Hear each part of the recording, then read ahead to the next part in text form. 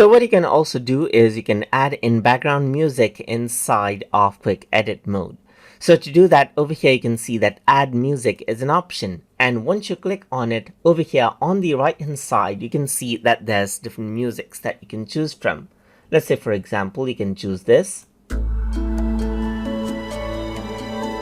and then what happens is that it is music right here. So you can simply go around and add that music right here, just like this. So this is what you have, as you can see. So it says drag and drop it to the timeline. So just click and drag this out, and what happens is that the music will be downloaded right here and it'll be added onto the timeline right here. So you can see that it is downloading right here, and you can see that it's 13.86 MB, and depending on your internet connection speed, it might take a while as well.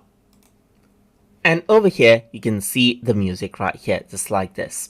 So you can go around over here and there's different sort of effects right here. There's sound effects, there's audio track, there's music scores, as you can see, that you can add it in the background right here. So this is what you have, as you can see, and if you were to go around you can delete this out as well.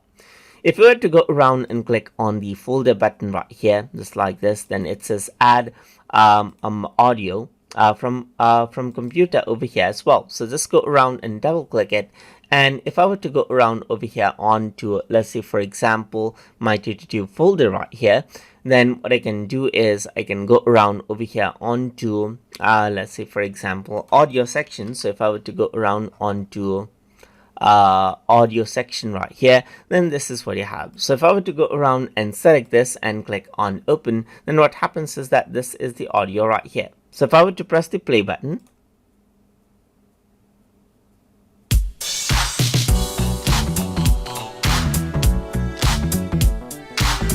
that is the background music that you hear right there. So you can go around over here and you can see that you can change around the volume as well, just like this, and fit out to the entire movie as well, just like this, and it'll prepare the clip for remix and so forth. So there's some options over here, as you can see as well.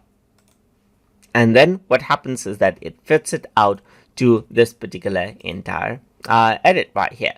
So that is how you can go around and add in background music in quick edit mode inside of Adobe Premiere Elements. So I hope you guys learned something as always.